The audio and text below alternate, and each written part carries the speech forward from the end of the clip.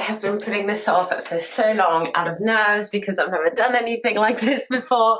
But I think I just need to bite the bullet and let's go.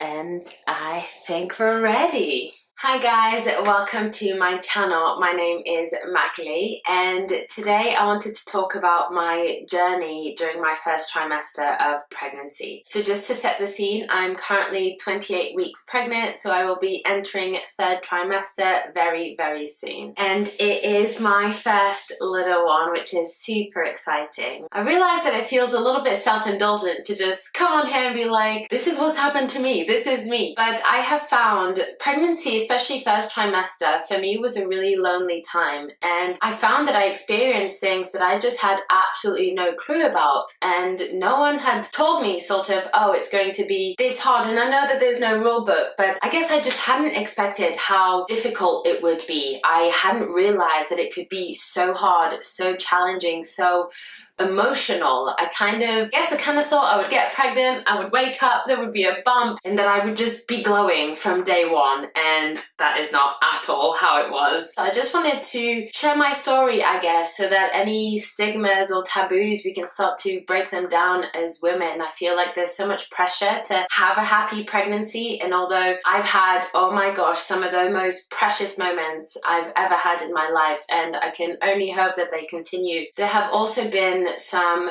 really, really low times where morale has just been so low. I have had no motivation. I have cried and cried hours on end without really realizing why. You know, emotions and hormones and everything is so heightened during pregnancy, especially at the beginning in that first trimester. So yeah, I just wanted to bring some of those things to the table and hopefully make anyone that has felt like that a little less lonely. I'm not really quite sure where to start. I feel like there is so much that I want to talk about and mention, so I'm just going to dive right in. I felt so lonely during my first trimester. I found out I was pregnant at 5 weeks, and we decided not to tell anyone until the 12-week scan, and I actually didn't see a midwife until actually it was on the phone because of the pandemic, but I didn't speak to anyone until 10 weeks. So that's 5 weeks, a huge chunk of time where I just felt completely lost in the knowledge that I was pregnant. I didn't know what to do, what to expect, what I should be feeling, were things normal. I spent so much time on Google reading everything that I could read. I didn't even know what to do when I found out I was pregnant. I took a pregnancy test, and the next day I was like,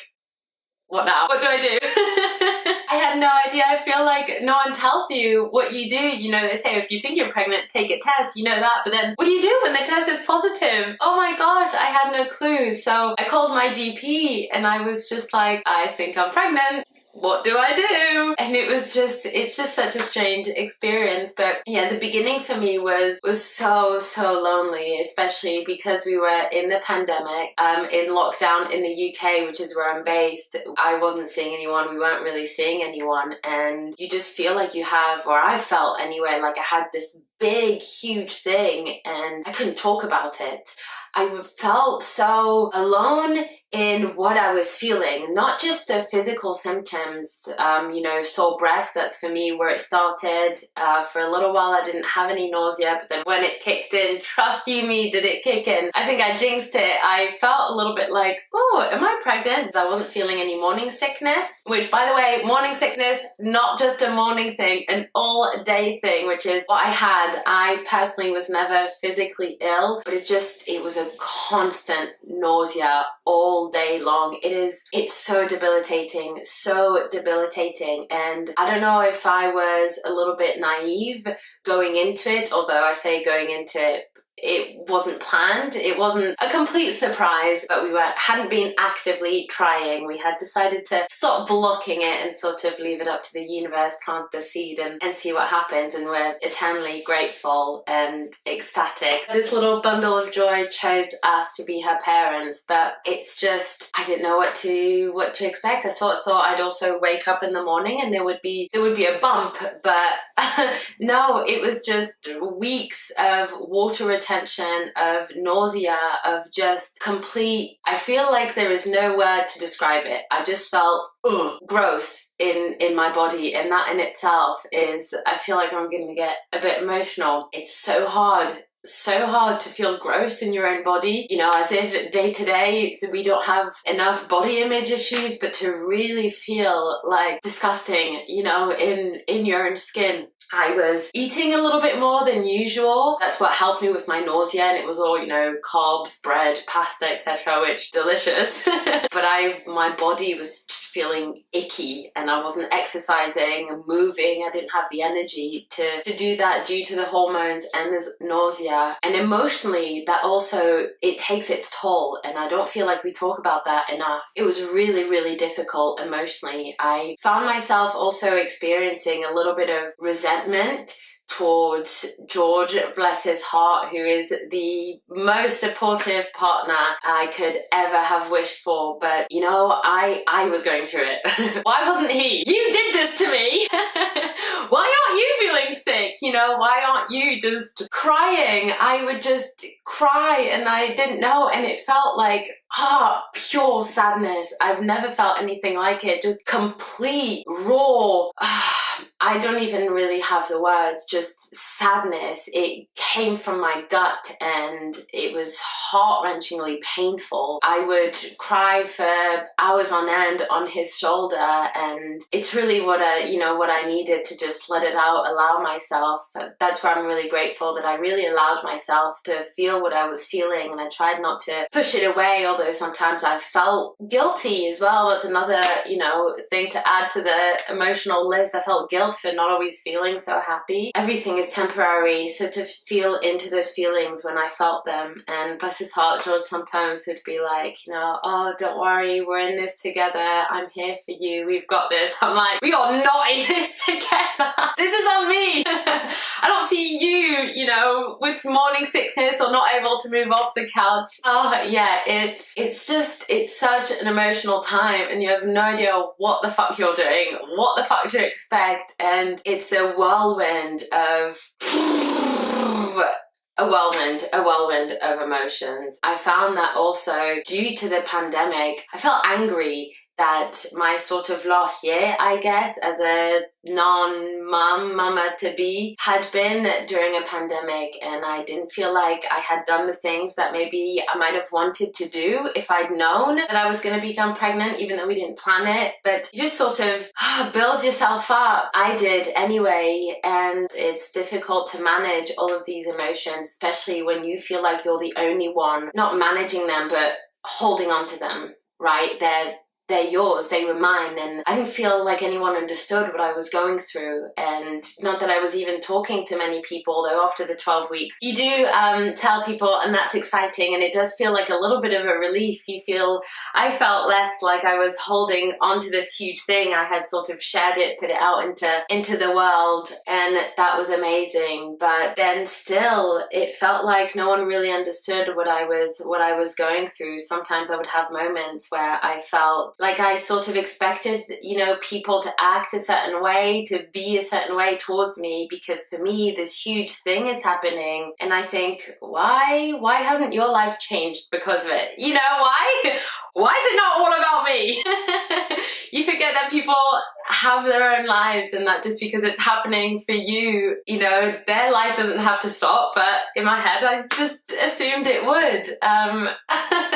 I feel like we just see bump photos in the sun, you know, all happiness, yay, I'm pregnant. And yes, it's amazing, but there's so much more that comes with that. I genuinely believe that the thing that saved me from going into a deep, deep depression, because I don't want to sugarcoat it, you know, I'm an open book in this, and I think we need to talk about this a little bit more. I was really low. I seek to see a professional because I just could not get in the right headspace, in a more positive headspace. I was sort of bedridden and unhappy and sad, and and feeling guilty and resentful and angry. You know, why? Also, why didn't anyone warn me that it would be like this? You know, you have all of these emotions, and I genuinely believe that the thing that saved me was my dog Magnus, who I had to take out for a walk every single day, and that really pushed me to go outside, be in a little bit of nature, feel the air on my body, on my skin, you know, breeze in my hair, just sort of get out of my cabin fever, which had become so heavy, so claustrophobic. But when you're in a bit of that vicious cycle, it's difficult. It's really difficult. And, you know, admittedly, as much as I was feeling the brunt of it, it's also difficult for your partner. I can only imagine it was difficult for George. I know that it was difficult for George, who's spoken about it, to see me that way. And, you know, he's, you know, what can I do for her? It's hard. It is hard. This new challenge comes and you are at a loss, at a complete loss for what to do, what to expect, what to feel, and there's no right or wrong. What really helped me as well, actually, when I started to feel nauseous and really low in my mood, in my morale, I stopped reading books on pregnancy. I came off social media and I stopped working. I'm so grateful that I was able to do that, we are in a place, you know, as a family, for me to be able to completely sign off work, because as a yoga teacher, I didn't have the energy to give to anyone. I felt empty. I felt completely empty. Social media also was amazing to take time away from that, because social media can be hard enough, let alone when you're in a place where you're not feeling great and you have this big thing that you can't share, that you can't talk about, and you start seeing then pregnancy everywhere, happy pregnancies, and you think, is it me? Like, is this, am I doing something wrong? Why can't I snap out of it? You know, and I know that you can't just snap out of things like that, but I felt so frustrated with myself that I couldn't just snap out of it, that I couldn't just feel better, be happy, that I couldn't, when George came home from work, just be like, hey honey, dinner's ready. Dinner was never ready. Dinner was never ready, and it was difficult to digest that was okay. It was really difficult for me to give myself permission to do nothing, and to give myself permission to feel what I was feeling, because it's all that I could manage at the time. Yeah, it's hard. I was at home and I felt such guilt that George would come home, and it's difficult to not put those pressures on yourself to always be doing. Yeah. In that time, I had to just completely sort of cut myself off from anything surrounding pregnancy, if that makes sense. Reading books, I know I'm pregnant. I can feel it. I feel sick. I feel awful. I didn't feel like I needed to read about the reminders of the things that I should be feeling, that I know that I'm feeling. I don't know if that makes sense. I kind of wanted to take a step back and just be. I didn't want to hear about it. I didn't want to talk about it. And my mum, actually, at the beginning, I was worried that I wasn't seeing anyone. As I mentioned, I didn't see anyone until 10 weeks, and I was in a panic. Why wasn't anyone checking that I was pregnant? This was what I was thinking. I've just spoken to my GP. I've said I'm pregnant, and they've been like, okay, well done you. And I'm thinking, okay, you're gonna check, right? You're gonna do something. You're gonna test me. You're gonna make sure everything's okay, right? You are going to make sure everything's okay. Why aren't you making sure everything's okay? I just couldn't believe it. But my mom gave me probably the best advice ever, which is something that I've carried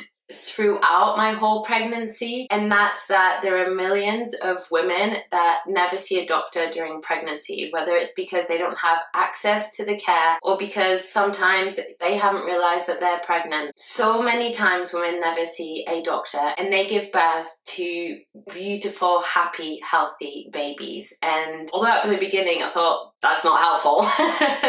That's not helpful. Are you saying I'm never going to see anyone? Once I sort of, got out of my own head, the body knows. And I think I just needed to trust my body and trust myself at the end of the day, right? We don't trust ourselves enough, but the body knows. We know Mother Nature has made us So, yeah, that was quite a powerful thing to embody, to just digest and take on and live, because it really just sort of gave me that little bit of empowerment that I felt that I needed. I felt so out of control, I think, and I like control. I'm not gonna lie. I like to be in control.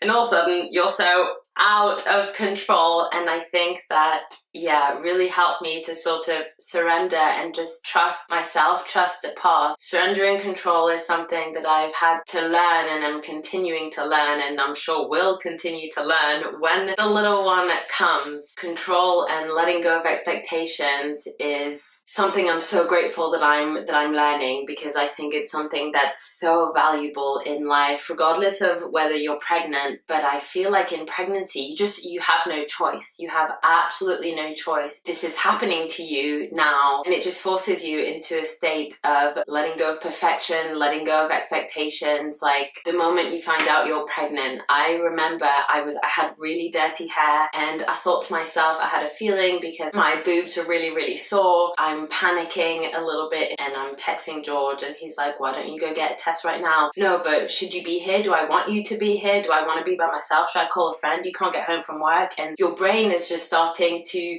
go on overdrive. And then I'm thinking, oh, but my hair is really dirty. Look what I'm wearing. I can't find out I'm pregnant when my hair is this dirty, and I'm dressed, in trackies. I need to look good, which is ridiculous.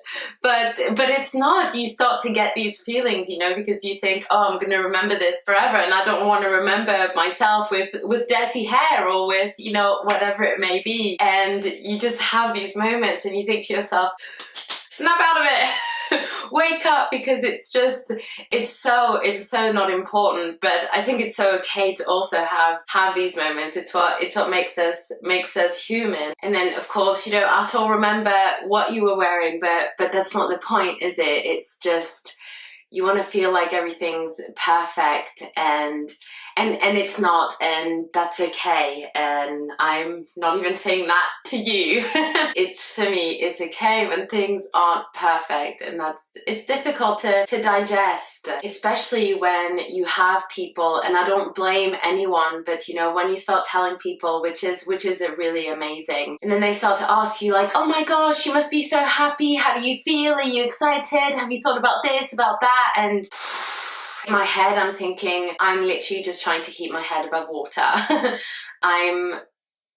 It's so much at the moment, I'm just trying to get through. And if I were to give anyone any advice about first trimester, is just get through. If you're feeling all of the feelings, all of the emotions, all of the hormones, the morning sickness, the nausea, if first trimester for you is as difficult as it was for me, or, not even, it's all relative. If you are struggling in first trimester, my only advice is to just get through, and that it's okay. There's no right, there's no wrong. Whatever you need to do for yourself, you do for yourself. And I struggled to give myself that permission. But yeah, people ask you these questions, and you feel like you have to say, yeah, oh my gosh, I'm so excited. And of course, the overall answer is yes, I'm ecstatic. It's a new chapter in my life, and oh my gosh, what an adventure. For me, it's something that I did want in my future, and I'm so grateful that it's happening. But at the same time, you do feel that pressure to say, oh yeah, it's all happy, it's all glory. And I felt bad. Sometimes, I'm quite honest, I'm an open book. I have nothing to hide. I'm not embarrassed or ashamed to be. It's hard to digest, and it's hard to admit, and sometimes it's hard to talk about, but I'm not embarrassed to be feeling how I feel. I'm human, and if people want to judge me on that, that's on them. And so sometimes I would say, oh, actually, it's been really difficult. I've, experienced a lot of anger, resentment, guilt, and people are looking at me like, oh, why? Oh.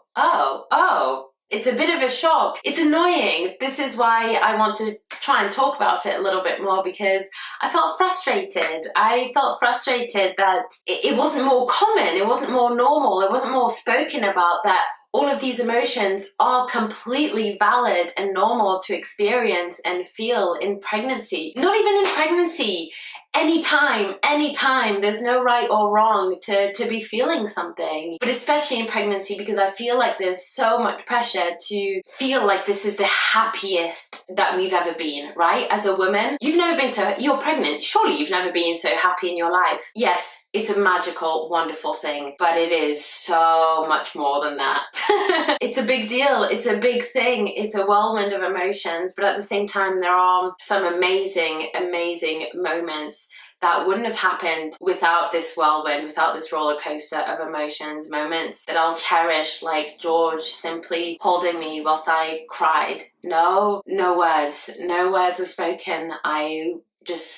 We would lay on the bed, he would hold me, I would be, here in his arm, in the nook of his neck, and I would just sob and sob and sob and sob, and he would just hold me, and it's precious. It's really precious. I have never had so much respect for the female body and for just women in general that are so brave to put their physical bodies through pregnancy, because it's hard on the physical body, but also courageous enough to put their emotional self into such a challenging journey, into such a whirlwind of an adventure. I'm in awe. I feel proud of myself, I must admit. And of course, I say that in hindsight, having passed first trimester, I did not feel pride during that time. I thought, what am I doing? Why? And not even what am I doing? Why? Just get me. There was, I didn't think that life was ever going to get any better, but now I feel really proud of myself. It does get really good, or at least it has for me, and I really look forward to sharing the rest of my experience with you, of my second trimester and then my third trimester, and then gosh, birth. There's also that to come. Okay, I think I'm going to leave it there. I just want to end with a little anecdote, which feels a little bit weird to just share this random anecdote, but it's something that I experienced, and it's something that I had not seen anywhere. In first trimester, the symptoms, one of them is constipation, and I did not experience constipation at all, if you know what I mean. I actually experienced quite the opposite of constipation. As a yoga teacher, I'm quite, mobile and supple in my body, and a pregnant body as well experiences a laxity in the joints due to the hormones level as the body prepares, the pelvis for weight bearing of the baby and for giving birth. So I experienced a lot of laxity in my muscles around my pelvis, around my anus, and needless to say, I would often go for a poo, wipe. I did wipe. I can confirm there was nothing left on that toilet paper, but then I would go back to the toilet, half hour, an hour, whenever it was later, and my knickers wouldn't be quite clean. So I did my own research on that, and it is normal. I also saw a physio who confirmed that, in the body that can happen. So just putting it out there that the change in underwear was quite frequent for me in first trimester. So should that happen to anyone else, it's okay. You're not alone. Okay, I'm gonna end it with that, delicious anecdote. Oh my gosh. Thank you so much for watching. It means the world to me to be able to share my story. I would love it if you would subscribe to my channel, give this video a thumbs up, and I cannot wait to chat to you again with my second trimester and third trimester experience. I'm sending you so much love.